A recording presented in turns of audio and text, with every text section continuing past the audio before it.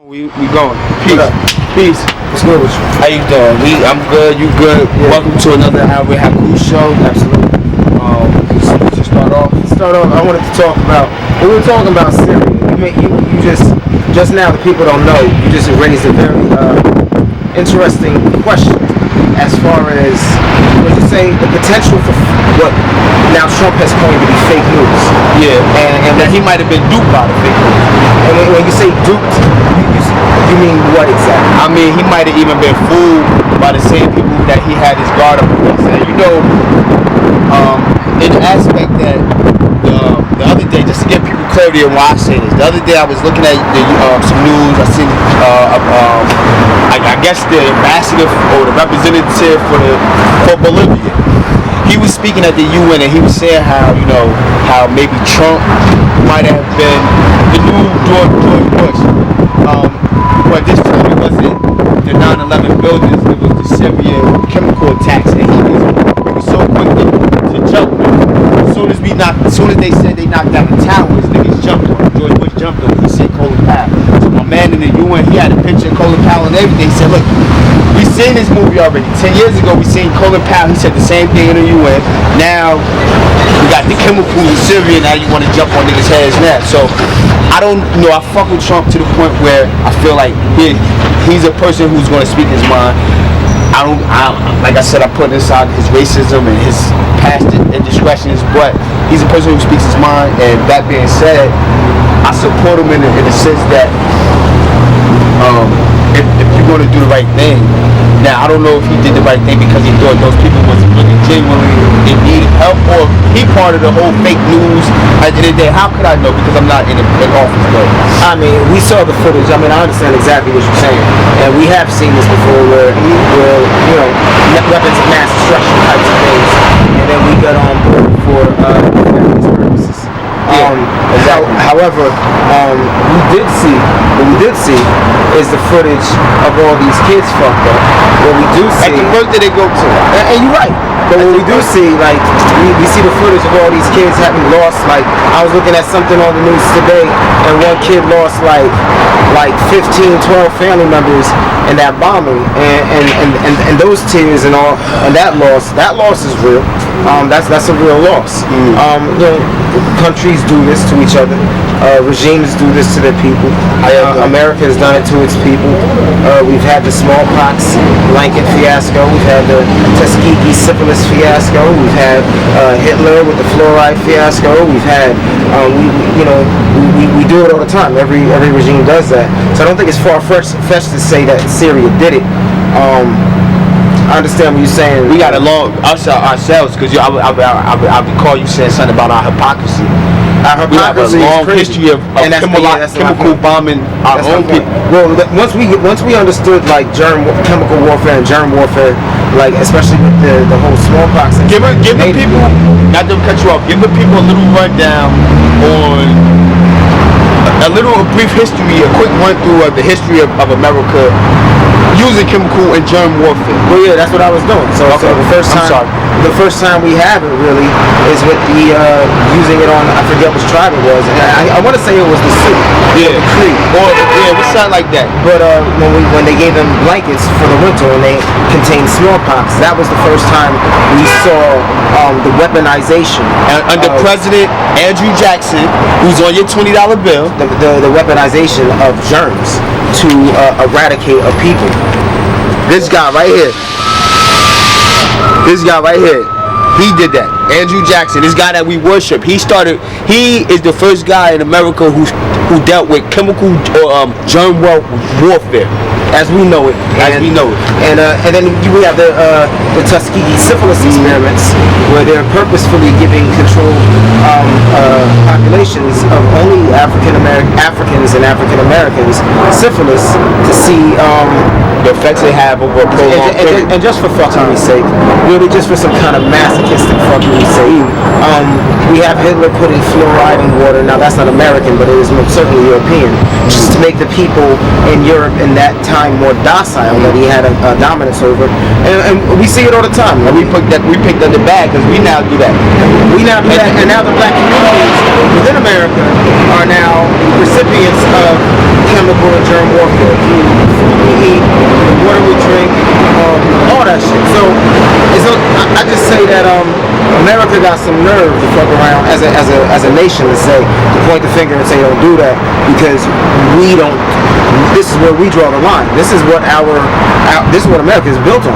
So let me ask you a question: Is Trump showing that all along that maybe he might have been a puppet and that he might have been along with the establishment all along? Because it seemed like the way he jumped on it so quickly. I mean, he responded. I'm at a loss right now. I don't know if he responded because he genuinely cared about the Mexicans, the Syrians, because to him, from his purview, is all the same. They immigrants, you know what I'm saying? So did he jump on it because he really seen immigrants being hurt by the leader and he wanted to make a change, or was he just a big showman? And we know we already know he is a showman, but was he duped by this government? Is it impossible to what's the word? Escape being conned by this particular era of our government? I think that if it's true that his daughter really has some say-so in the position that she has as some sort of liaison to her father in the White House, I think it's very plausible to think that from her millennial white girl perspective, she would say, Dad, this is all fucked up, and think about it from this position. I mean, we as black people in America, see, I look at it, and it's not that I don't see the inhumanity of it. When I see these children suffering, it's not that I'm not like, that's fucked up. But what's going on with us, the systematic eradication of us, has me not able to really empathize with anybody but us. Yeah, well, I agree with you on that level because at the end of the day, they gotta hold their nuts. Quote my man Nasheed Tlaib. I'm sorry. Tariq Nasheed, they gotta hold their nuts. As far as and like I said, like you said, we do empathize with them. We feel sorry for them. If I can use my imagination and imagine if those was us in syphilis, that I'm into ski with syphilis, or those was the movement people when they was got bombed, or the other folks. I could respect that, but I could respect that part. But at the end of the day, they still gotta hold their own nuts. We dealing with what we dealing with. Yeah. Let's keep our energy on us. Let's not be distracted with the bullshit news, and let's keep moving in a positive, progressive way towards social change. Real talk. Well, that bleeds right into what we dealt with last week, at which I was appalled. I was completely appalled. Okay. At brothers saying they not black. Like how many? We still in 2017. Talk about it. Got black people saying they're not black. They everything else. They Native American. They mix. They're other. I heard the term other being used. They just don't know.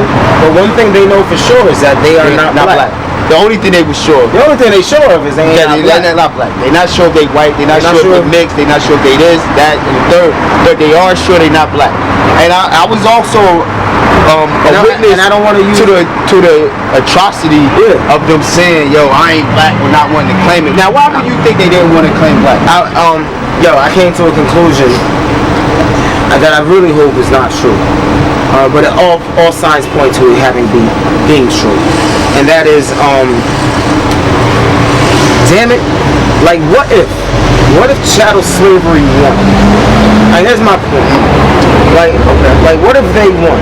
Like last week I said something about the need for a new call to black nationalism that is not based in the anti of any other nation, just the pro of the black nation, right? Because we never fully investigated that as a people. Every time we get there, they kill our folks. You know what I'm saying? In one way or another. So what if I said I feel the need for that, and you said you see that, but then after having the interaction that we both had with these with certain people saying that we're not black, when these people we've known for years. Like you've been black as long as I've been black. And to find out one day that you're not black, and that means that you don't perceive yourself as black. The whole time you were like you're not black, I'm just your black friend. You would feel like you was sleeping with the enemy? I feel. Real talk. Doesn't have a sleeping with the enemy-esh. Yeah, it does. Feel to it? I feel betrayed a little. I feel a little betrayed. And why would you feel? Are you black? Hell yeah. Are you proud to be black? Absolutely.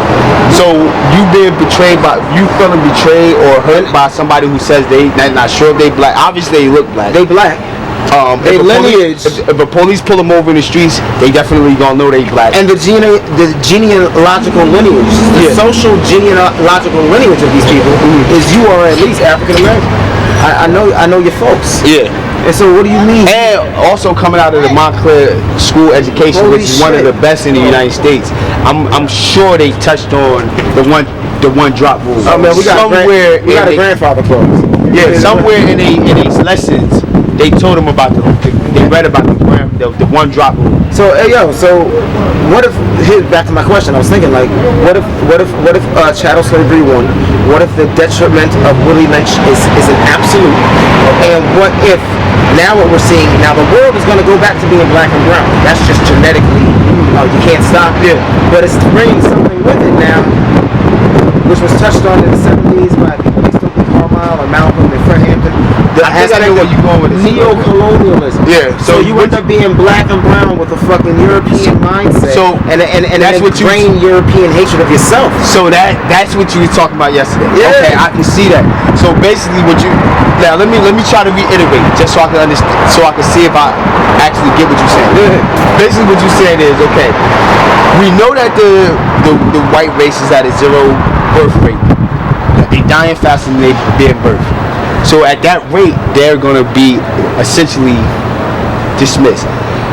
And so you're saying that basically they knowing that they saying, well, okay, since we can't physically be here, but we can't leave our indoctrination and our lessons and our methods. So now they're coming up with this new class of people called mix. The mixed people. Anytime you mix this with that, see, they going from geological location mixes. This man here say, well, you know, I'm Coy, which is a geological location somewhere in the United States, and I'm France.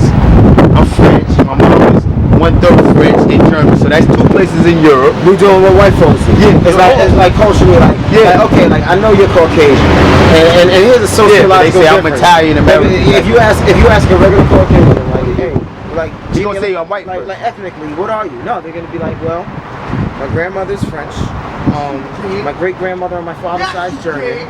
So and so is Italian from the Netherlands. Yeah.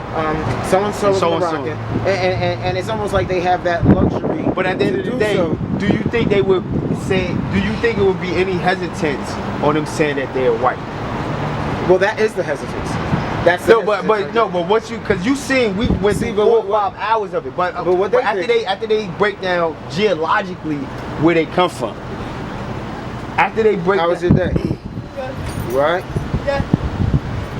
After they break down their day, after they break down that geologically, and you say, oh look, alright, that's where your grandmother was from. That's where your grandfather was from. They're not gonna be like, then when I say, are you white? They're gonna be like, hell yeah, absolutely.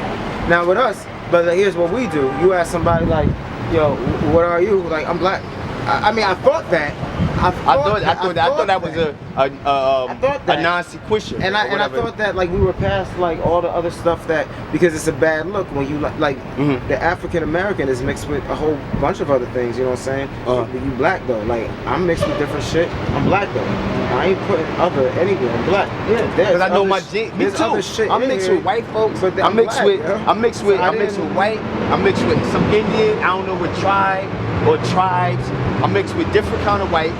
I'm sure my folks had more than one slave master. And even after slavery, my my grandmother's father or grandfather was a white man, and this is after slavery. So I know we have that. You already know, but you black though. But I'm black. I'm black because I know that black is it doesn't just signify a struggle. And that's what everybody runs from, because everybody want to be down. Everybody want to be down with the hip hop and the cool Mo D shit, right? You know what I'm saying? We want to be cool Willie Hurt and all that shit. But and you want to dress fly, and you want to have our style, but when it comes to the struggle, when it comes to the police harassment, when it comes to the police brutality, but we or the don't even want racism, that, the redlining, the not getting credits, and the mortgages and shit like that, all the things that come with white supremacy, then they say, oh, damn, you ain't mentioned that. I gotta reconvene, I gotta reconsider. I ain't black, I'm mixed now. Yeah, all of a sudden, I'm mixed. How the fuck did they vote themselves out? Well, is there some kind of council that can fuck around? Well, yeah, because basically they say this is what they say for that one. Well, hold on. If that's the case, being black in America sucks from the beginning. So, like, where do I get this card then? Because this is how you get the card. I'm about to tell you. See, what happens is you go from saying, you know what,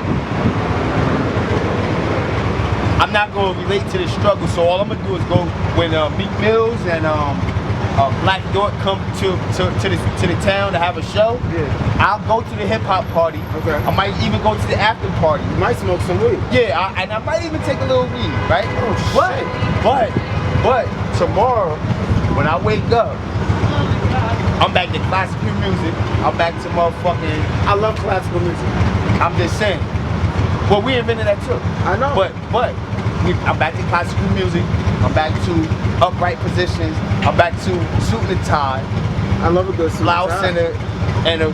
I love a 3-piece suit. Yeah, that's never been a secret with you. You keep on the motherfucking thing. You know what I'm saying? But that's your thing though. But you get my point though. I do. They go right back to Europeanization. Man, she look good in that dress. I ain't gonna lie like a motherfucker. Who you talking about? It's the only one right here. You talking about that red thing? Right here. That's what you talk? Nigga, you better knock it off. Cut it. I will talk about that later. Yeah. I ain't say nothing. All I say is she look good in that dress. After a couple sandwiches. I like skinnier girls. I don't like it. I'm skinny enough. But we diversity. But we digressing though. Digressing. Okay. Oh, it's gonna be a nice summer out here this year. I swear. Hey, look at it. I'm jumping out at bitches. I'm jumping out at young ladies too. You heard? I'm jumping out at the young ladies. I like that third correction. You got it right. Yeah. Bitches. Yeah, I mean young ladies.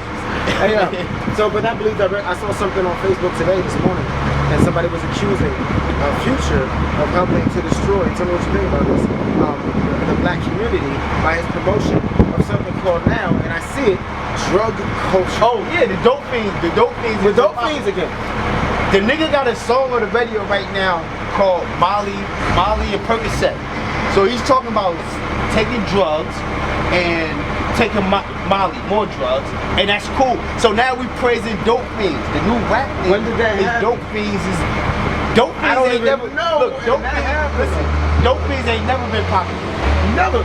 Not as far as I'm concerned. I've never seen somebody nod off and when I was like that's that hot shit. Nigga. Yo, look, this how dope fiends. You know how dope fiends.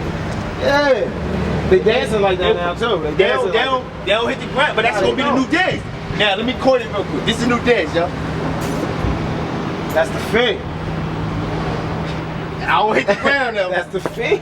No matter how hard I try, I ain't gonna hit the ground. That's the thing. That's the thing. So but it's with it's not cool though. But with these young people, especially our young boys and girls, like I was at work the other day and one of my coworkers was showing me pictures of mad cats in there, 25 or whatever. And she like, she's dead, he's dead, she's dead, and I'm like, how they died? From pills and shit, right? Yeah. Overdosing on like, pills. Needles or snorting. Yeah, like this is culture. And that's not necessarily a new thing, but this is the thing though. It's not a new thing. It's going a new in this popular thing. It's going in this. Nah, it's because it's what they did. Listen, the opium wars go back to the 50s, 60s. No, even before that. I mean, I know the Chinese opium wars. Yeah, exactly. So that tell you right there. Kung Fu niggas was leaning. The reason, that's why you got the drunken funk. The nigga they was leaning, yeah, they you know was what I'm saying? leaning. So you also got to think about also the Afghan war. Yeah. When you look at we need those poppy seeds. Why would we need Afghanistan? For the oil and poppy seeds. That's it. Ain't like they got a whole bunch of corn and wheat and cattle out there, nothing like that. Nah. All they got out there is poppy. Where you headed to? What time you get off?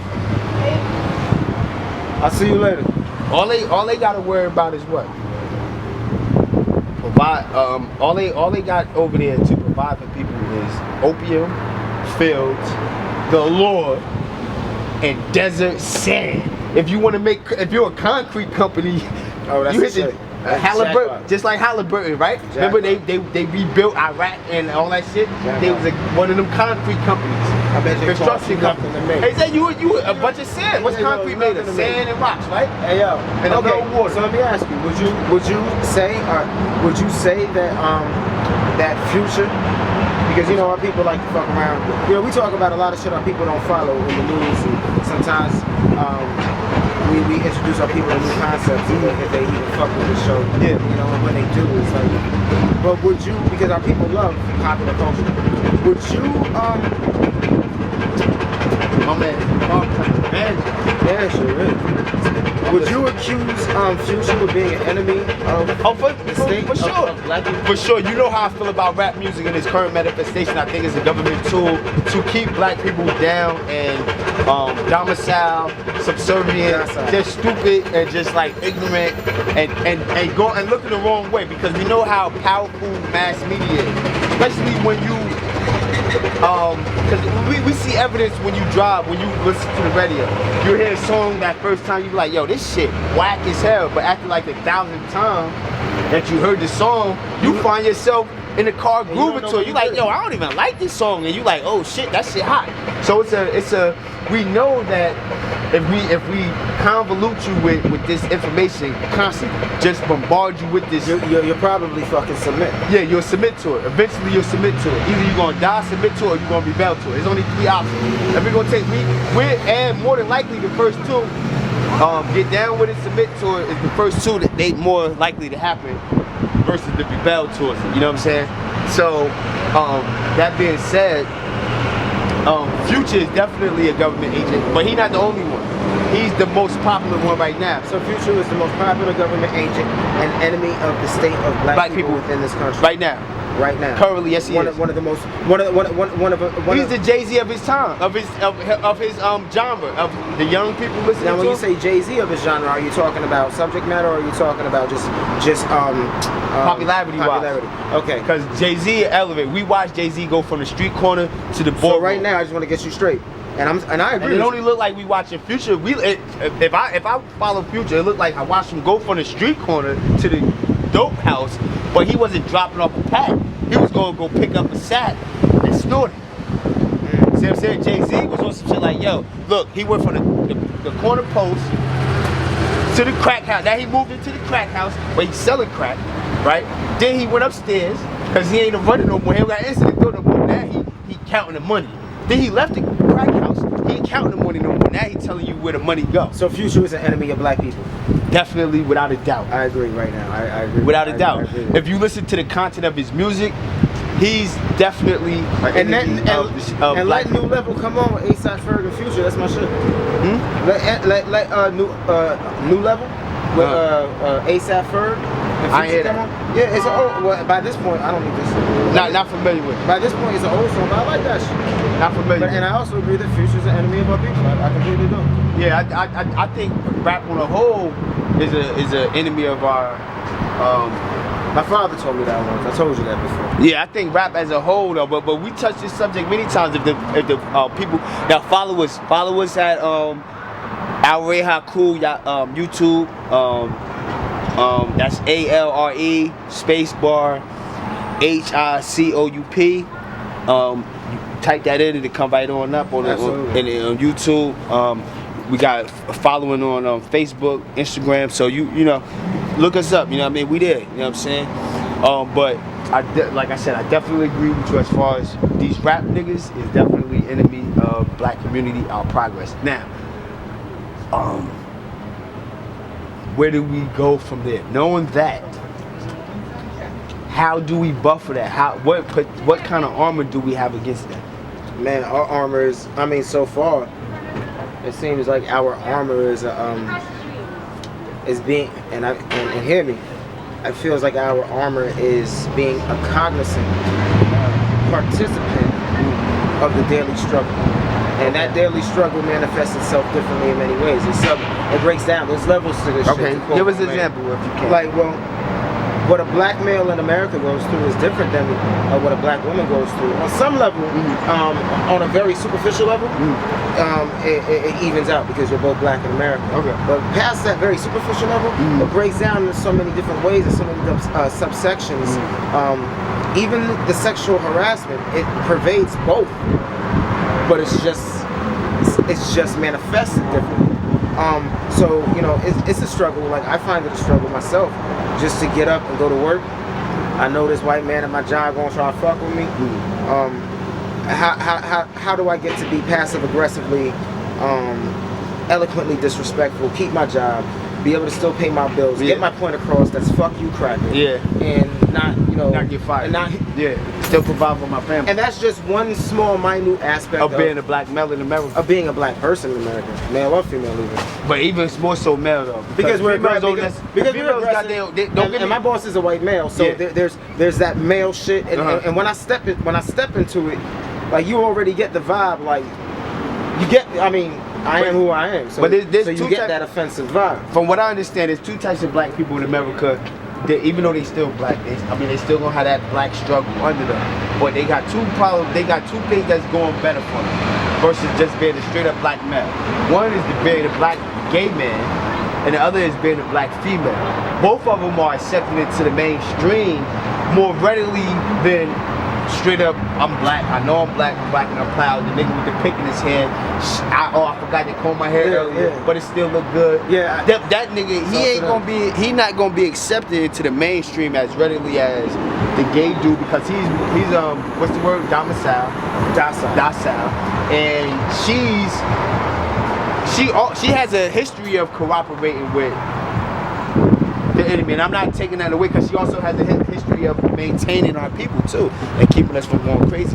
But in our current manifestation right now, the black woman, she does put up a lot of resistance to black men. How so? I mean, talk to them. Yeah. As far as this ought to get interesting. As far as it's been many times. I can't speak for you, but let me go into my personal experience. Okay. It's been many times I've been walking down the street, right, and I say hi to a black woman. How you doing? I don't want your number. I ain't ask you how big your booty is and none of that shit. Just hi, cause you coming this way, I'm coming that way. How you doing? And she, you know, she done had a bad day. We got to get past those excuses. Hey yo, I'm gonna tell you what. On some real shit. It's not all black women. It's not all black women. Why she gotta agree? It's just respect. It's just respect. I didn't ask her for a license registration. Her mom might have just died. She don't want to talk to you. How you doing? That mean you even need to greet him even more. Hey yo, real you even need to greet him more. But what if your mom just died? You even need to. But maybe that's not what you need. Like plenty of times. But why they always like that then?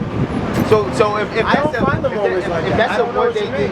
Well, I'm telling you personally. You told me to speak to one of our sisters before we set up. Hey, she spoke to you. It's a difference now. It's a difference between if she ain't know that you taught her son art class, but she approached you first.